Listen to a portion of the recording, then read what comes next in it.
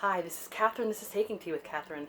This is a green apple green tea that I've had for a while, actually. I don't even want to say how long I've had it, which sometimes when I get new things, I say, oh, I gotta read the old books. I have to drink the older teas, which doesn't mean I don't drink the newer things or read the newer things, but still, need to make a little room. But it is a good tea, and I've been drinking a lot this week.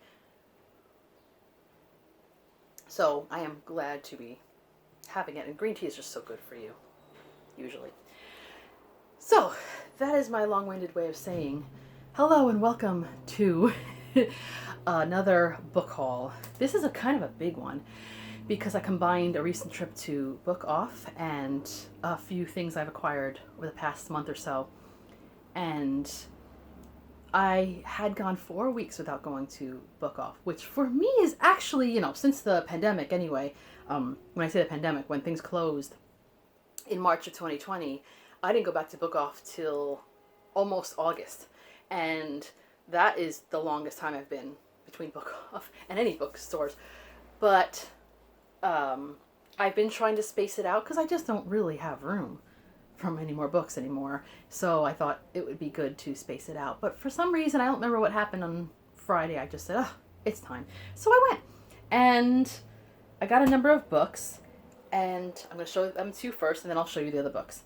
So maybe you should make yourself that cup of tea or coffee or whatever it is that you like to drink, because this is going to be a little while. So I'm going to start off with a book that I don't know why, I have collections of Shakespeare already, but some of them are even really small, so they're hard to read. They're easy to tote around, but they're hard to read. And then I have a big chunky volume, which is great, but not good to just walk around and read from. And so I picked this book up, and it's in pretty good shape. This is King Lear, because I know that there is a group called the New York Classical Theater that is putting this production on for the next couple months, and I want to see it. I don't know if I'm going to be able to, though. If I'm actually going to be able to get out there, because all the performances are at night, and I don't really get to the city that much at night anymore. I don't stay out late. I just don't. The subways have been a little weird. I've actually had some interesting experiences lately that, reinforce the fact that I don't take it unless, I need to. So I don't know if I'm actually going to end up seeing it, but stay tuned. But I thought I might as well have a copy of it. And it actually is in amazing shape because, side note, I had to go to BookOff. I didn't have to go, but I ended up going right before a big thunderstorm, like a big thunderstorm. And the problem was that it hadn't started yet, so I thought I was going to make it home in good time. And BookOff used to provide plastic bags, even after they stopped, they put a ban on plastic bags in New York City. And I appreciate the need for the environment, to affect what we do in our regular practices, but I do think that plastic bags should be on hand for rainy days. That's it. Any other time, I don't care, whatever. But rainy days, especially the bookshop. Oh, so we put everything in my tote bag. My train got rerouted a couple times, and because some incident had happened that morning, I decided to get off at a stop before my actual stop, which was a big mistake because it was extremely torrential when I got out, and my umbrella went inside out, and I managed to catch a bus home, which was really close to where I live, but there was some damage, and I will show you that when I get to it. So, it's like I do appreciate certain things. It's like the stopping the plastic straw thing. I understand most people could do without it, but there are people who actually need that. So it's like, take some things, a little balance there. Nothing is balanced. Anyway, but let's not keep whining. This is called The Perfect Elizabeth, A Tale of Two Sisters by Libby Schmaes. Schmaes? Great name. But anyway, I did not look it up, obviously. It is a modern day sensibility. I don't know if that would be enough to be put in in Jane Austen July, but nevertheless, it's about Liza, a would-be poet who spends miserable days as a legal secretary, and there's a graduate something. There's a tag on it. something about dissertation on toast in the English novel. That just sounds like a Jasper Fforde moment there. So she's eating the foods that people would eat. So boiled eggs and toast, mincemeat, nice cups of tea. Liza's a bit concerned. She's also worried about the status of her relationship with her actor boyfriend, Gregor. They're not living together. That's a problem. Then there's the issue of Liza's career or the lack thereof. Can dog walking be considered a vocation? Anyway, so it sounds like a fun... It says that the perfect Elizabeth is as indulgent and cathartic as a pint of Haagen-Dazs. They don't make pints anymore. It's 14 ounces, by the way. Maybe 14.5, I'm not sure. It's definitely not a pint. Anyway, I just think this could be a good bit of light reading at some point. I always need to have some of that around. We'll see. And this I got because, let's see, this might have sustained a tiny bit of damage in the back. Barely noticeable. But this is Fiona Davis, The Masterpiece. I read a book of hers recently that had to do with the New York Public Library, the main building, which I found fascinating. I love New York, as you probably can imagine. Because I do. I live here, and, you know, I like history, and I like all kinds of stuff. Sorry. A little gross. And, okay, so it talks about the battle to save Grand Central. It seems to take place in different time periods. There's a Clara, and... yeah, it looks like everything has like a tag in front of it. I gotta take these stickers off, but it has to do with the Great Depression, Grand Central Station, which you can see by the lamps here as Grand Central. So it just sounds another one of these kind of historical fiction in New York, maybe a dual timeline story. So I'm not gonna go on and on about what it's about because I really don't know. But hey, again, some fun. Okay, I'll show you the one that got damaged the most. I know I'm going out of order with the genre or whatever, but today. This book looks so nice, and then it got damaged. It's not horrific, but you see this little...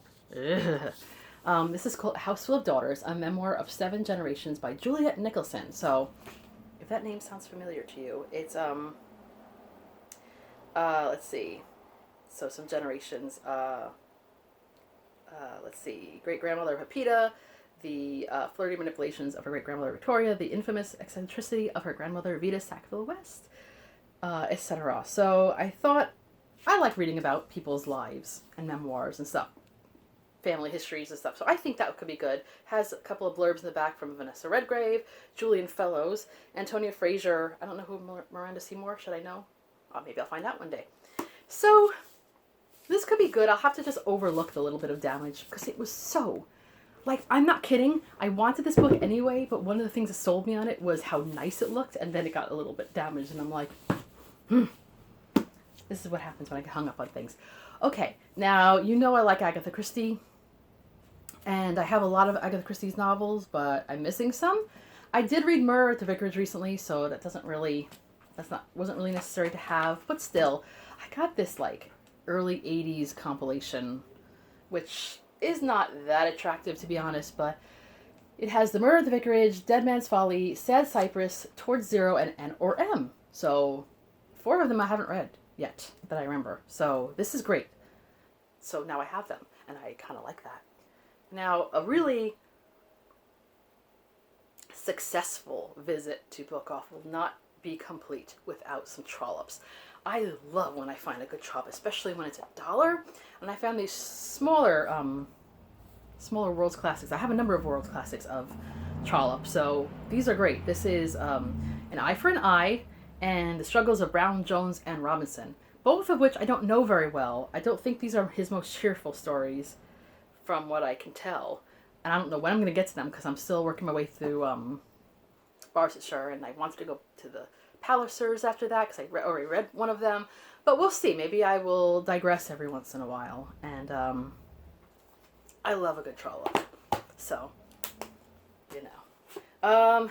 I have mentioned before that I sort of, if I see a Virago, I will get a Virago. And this is kind of different than the Viragos I have. It is green spined, but it's not the same. This is called It's My Place by Sally Morgan. It says, I'm reading the back now. In 1982, Sally Morgan traveled to her grandmother's birthplace, Corunna Down Station in Western Australia. I don't have a lot of books that take place in Australia. What started as a tentative search for information about her forebears turned into an extraordinary emotional and spiritual pilgrimage. Sally and her family were confronted with their own suppressed history and with fundamental questions about their identity. Through memories and images of growing up in Perth in the 50s and 60s, hints and echoes emerge. Hidden knowledge is uncovered and a fascinating story unfolds, the mystery of her Aboriginal identity. Another thing I have barely read about. The momentum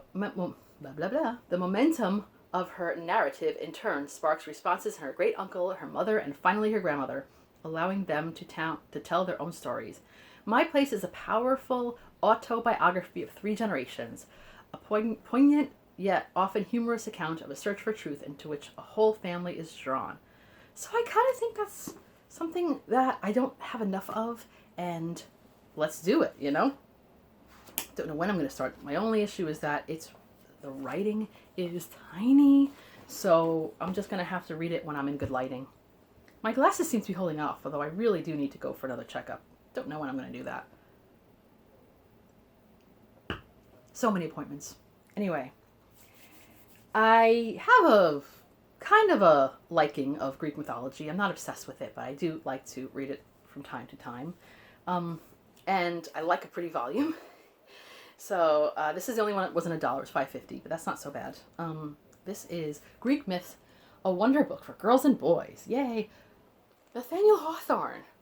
And I haven't read anything by Nathaniel Hawthorne in a long time, so I thought that was a good, interesting combination of things. Look at this picture of, I can't pronounce it, on Pegasus. Right? So it's got some cool drawings. This is a Barnes & Noble book, again. I love their Barnes & Noble kind of like fancy books, especially when I could find them at BookOff. So I'm happy to have this, and look at this, The Strangers in the Village. I know this story. Teaches you to be a bit hospitable, because otherwise you don't know who you've denied. In other words, there's the stories of people in like the Bible where if you were hospitable, you were entertaining angels, and then there were stories in Greek mythology that if you weren't hospitable, you turned down Greek gods who can, you know, destroy your entire town. So similar stories, kind of similar moral in a way.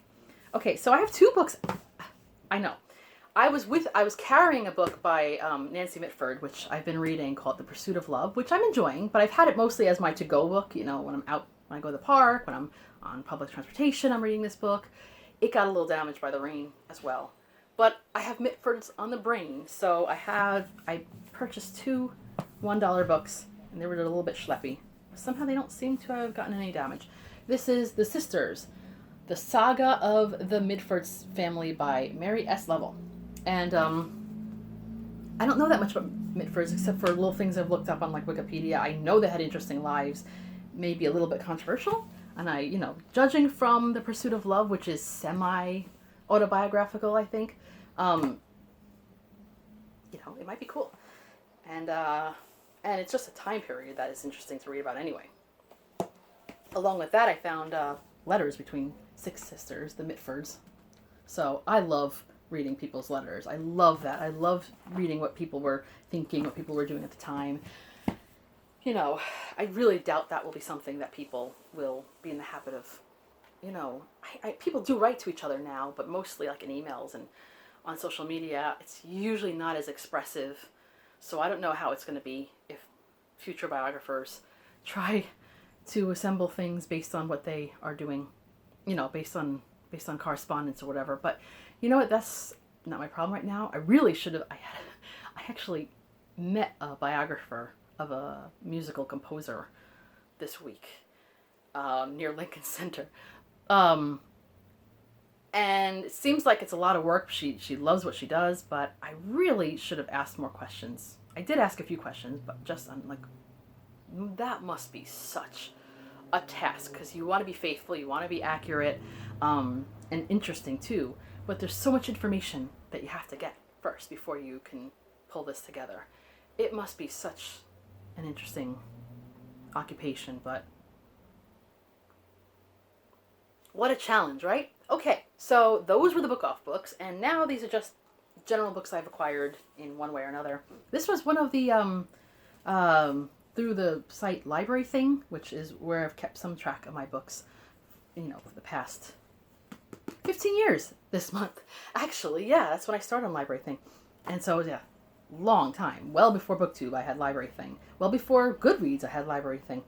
So I still have it, and occasionally they have a thing called early readers, early reviewers, and it's just ARCs, review copies and stuff that you could get. Sometimes they're complete copies, and sometimes they're like these. And this is Shearwater, A Bird, an Ocean, and a Long Way Home by Roger Morgan Grenville, author of Liquid Gold, which sounds vaguely familiar. I got a pub sheet. It came out already, though. This book came out on June 8th, so I really should step to it. I've been a little slow in these kind of things, but I got it, in my defense, I got it pretty late. And it would have been a great thing to read during Springathon. 10 weeks into its life, a Manx, I think that's how you pronounce it, Shearwater chick will emerge from its burrow and promptly fly 8,000 miles from the west coast of Great Britain to the coast of Argentina. It would likely not touch land again for 4 years. Indeed, the seabird, which weighs in at just under 1 pound, is a seabird that will fly upwards of 4 million miles during the span of its rather long lifetime, around 50 to 60 years. Whew, it's longer than some humans I know. Part memoir, part homage to wilderness, Shearwater traces the author's 50-year obsession with one of nature's supreme travelers. In the finest tradition of nature writing, Roger Morgan Grenville, love names that have, hyphens, unpacks the science between its incredible journey and into the story of a year in the Shearwater's life. He threads the inspirational influence of his grandmother, who instilled in him a love of wild places and wild animals. More grandmothers. Not complaining. It is also a message of gentle hope. In a world where we've lost 2/3 of our seabird population over the last 60 years, good heavens, Morgan Grenville shows us that often very little needs to be done to help reverse these declines. Full of lightly worn knowledge, acute human observation, and self-deprecating humor, he's got to be English, Shearwater brings to life a truly mysterious and charismatic bird, as well as people who revere it. So, okay, I'm interested in that. They don't really say much about the author here, but I'm sure I can look into that and see if I'm right. Oh wait, there's a little thing here. A soldier from 1978 to 1986, and later helps. Still doesn't say, but anyway, cool. Anyway, I'll let you know once I finally read it, what I think about it. That's the whole point. So that I didn't have to pay a thing for, which I always love, but this book I did pay a little more, but still worth every penny. When did I go to Westsider Books, I think it's called. I think it's called Westsider. I'm a blank here, but it's on the Upper West Side of Manhattan. A few days after my cat Zenobia died, first I had taken a day off, and then a few days later, I think it was a Saturday, I just decided I was gonna go to a park nearby, but I stayed on the bus that was gonna take me not far from there, and just went on to Manhattan.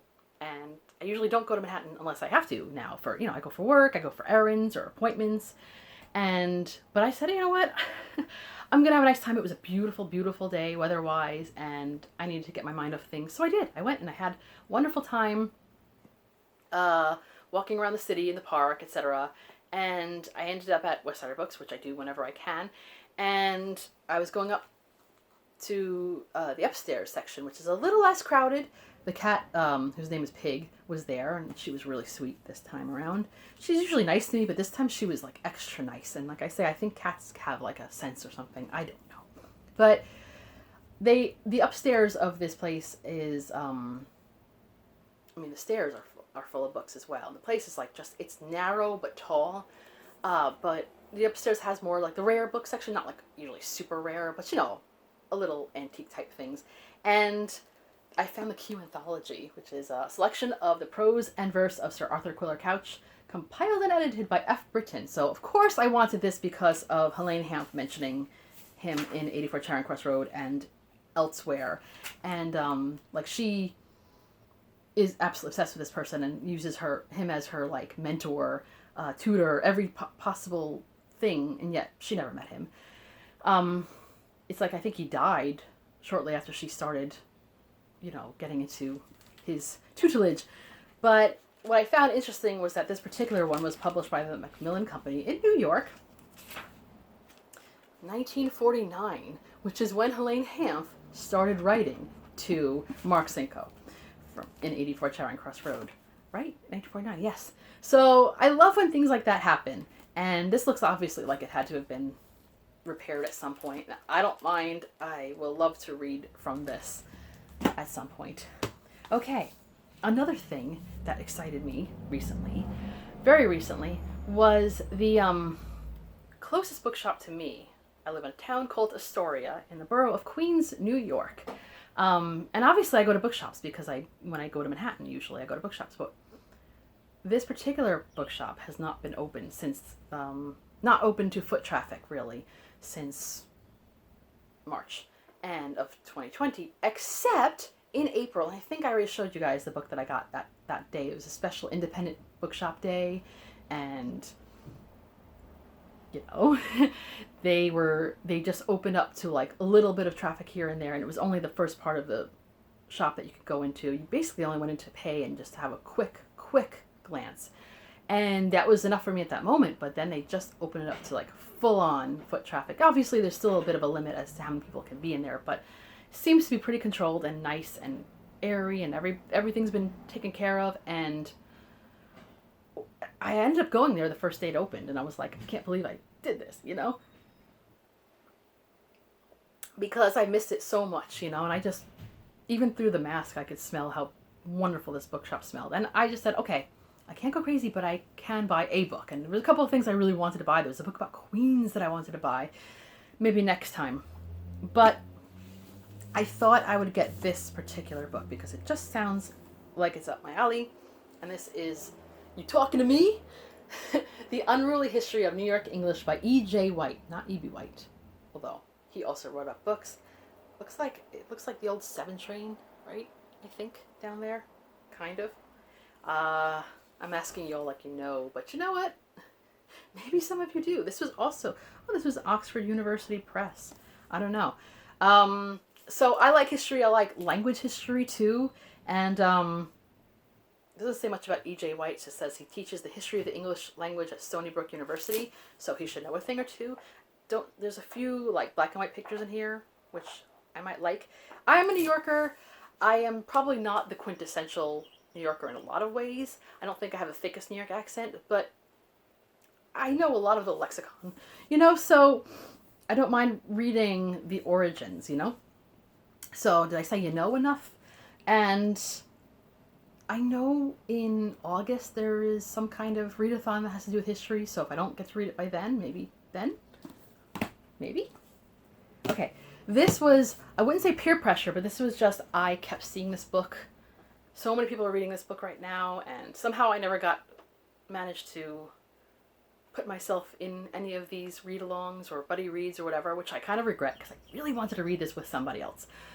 But I also know that my sister read this book on her own and loved it and was able to read it. But I had a version of it already. I have a version of it already from Barnes & Noble. And I like most of Barnes & Noble's books, but this one, I don't know, I had a little bit of a struggle with it. So I heard good things about this edition, so I thought, let's go for it. Didn't cost a lot. This is, I got it online. This is War and Peace. What kind of matches, right, with me today? I did not do that on purpose, but it kind of does. Anyway, so yeah, right now it's pristine. It smells okay. And I don't know, actually it's got ever so slight dent in here. I'm wondering if I dropped it at some point. But otherwise it is pristine. And, I don't want it to be too pristine because I don't want to try to preserve it so well that I won't, touch it. But I don't know. I think I started, I read Crime and Punishment earlier this year, and I haven't read any more Russian literature since. I'm still proud of that, but I want to keep going, and I know there's a lot of booktubers right now seem to be focusing on Russian literature, so I feel like I'm in good company. So we'll see if I can read it this year. I also plan to read Anna Karenina, or I should say return to Anna Karenina, because I did start it many years ago this year, and The Idiot. So hopefully, and last but not least, this is the book, a book I purchased the day that I mentioned I went and talked to someone by Lincoln Center, so it was not far from there. I had an appointment. I took the day off. Monday, and it was a hot day. It's been a hot week. I do not like hot weather at all. I'm in my apartment right now. I had to turn off the AC and I'm drinking hot tea, and that's why I'm sweating. It's not even that hot out today, but I can complain for hours. That's like, if I got paid for complaining about the heat or really bad weather in any way, it's the only small talk I do is weather, I would be very rich and I would have nothing to complain about. And then I would be poor again, and the circle of life. But anyway, I had this appointment, but I had it pretty early in the morning, and once it was over with, I was like, I'm going to walk through Central Park, because I was on the east side, and the bookshop nearest there had closed. It was a Barnes & Noble. I'm going to walk through Central Park, and maybe I'll sit for a little bit in Central Park, but it was too hot. And I probably could have. But anyway, I didn't feel like I was actually getting hungry. So my first thought was I might go to Alice's Teacup. I know. Why? But because I wanted to go to Alice's Teacup, but it was closed. It was a Monday, so it was closed. So then I thought, I'm going to go to the bookshop Shakepeare and Company, which I haven't really been able to go too much. I had started a tradition only 2 years in a row. I started a tradition every, I guess, the Wednesday before Thanksgiving weekend, which is a Wednesday, and my job would let us out at 2 p.m. so far, and which is very nice of them, because we're already getting 2 days off, and yet we get to leave early. I will never complain about that, but I used to take advantage of that starting, I think, 2018, and when that place just opened, because there were a couple of, it's not the Shakespeare Company that you know of in France, in Paris, the famous one. This says Shakepeare and Co. I don't know if it's actually pronounced in company, but I always say in Co. In company. I don't know. So Shakepeare and Co. Let's just say that now. But they had a number of bookshops over the years that have been around the city, and then all of them closed except one on the east side near a college, Hunter College, by the way, in case you're wondering. And which I've gone to, and I like it. But then they opened one up. They may have opened more than this, but I know they opened one up in Philadelphia recently. I think Philadelphia, but then they opened one up in the Upper West Side. Yes, not far from Lincoln Center. So I already see that there are plenty of bookshops in the area, and I'm not complaining about an extra one. So for 2 Wednesdays before Thanksgivings in a row, I went there, and after walking through Central Park, and it was just like a Catherine tradition. And then, of course, 2020 happened, and I don't know if that particular day, because I don't remember what I did. I probably can think back, but it's been a number of months now. But it wasn't the same, so I didn't feel like going there because, there were restrictions about going in, etc. And I was like, not this time. But I felt sad because I like when I make myself a Catherine tradition. So this time I said, okay, I'm going to go there. First I went to the papaya hot dog place and got something, which is not the healthiest. But anyway, but I was hungry. And then I went to Shakepeare and Co. and got an iced tea and a scone. And I sat in their outside seating, which had plenty of shade. And it was really nice to just sit there and hang out. You know what I mean? Just look at people going by. It's something I don't get to do as much anymore. So, I enjoyed it. So,